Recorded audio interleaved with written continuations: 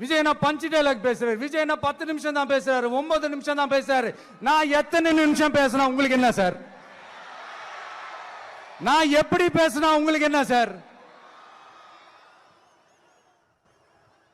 உள்ள விஷயம் என்னன்னு பாருங்க சார். ஒவ்வொரு மாவட்டத்துக்கும் போய் மக்கள் ஃபேஸ் பண்ற பிரச்சனைகளை எடுத்து பேசிட்டு இருக்கிறேன். பின்ன அது அரசியல் இல்லாம வேற எதுதான் அரசியல்? உங்களை மாதிரி தனிப்பட்ட முறையில தரக்குறைவா அசிங்க அசிங்கமா பேசுறதுதான் அரசியல்னா அந்த அரசியல் நமக்கு வராது. வராதுன்னா நல்லாவே வரும். உங்களை விட எனக்கு அது நல்லாவே வரும். வேணான்னு விட்டு வச்சிருக்கிறோம். அப்புறம் உங்களுக்கு நமக்கு என்ன வித்தியாசம்? காஞ்சிபுரத்தில் நாம பேசும்போது இந்த மாதிரி உங்களால் அமைக்கப்பட போற ஆட்சியில நம்ம ஆட்சிக்கு வந்த உடனே என்னெல்லாம் செய்ய போறோம்ன்றது சிலது சொன்னோம். அதையெல்லாம் தப்பா புரிஞ்சுக்கிட்டு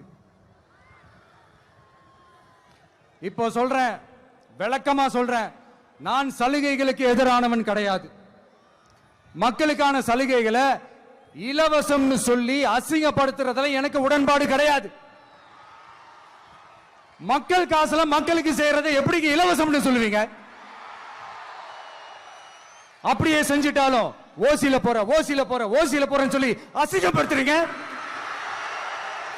என்ன கேட்கறதுக்கு ஆள் இல்ல நினைச்சீங்களா? மக்களுக்கு ஒண்ணுன்னா இந்த விஜய் வந்து நிப்பா, இந்த விஜய் வந்து கேள்வி கேட்பா. இந்த விஜய் எப்பவுமே மக்கள் பக்கம் தான். அதே மாதிரி மக்களும் என் பக்கம் தான். என் மக்கள் மானத்தோட மரியாதையோட கௌரவத்தோட வாழணும். என் மக்கள் யாருக்கும் கீழே கிடையாது.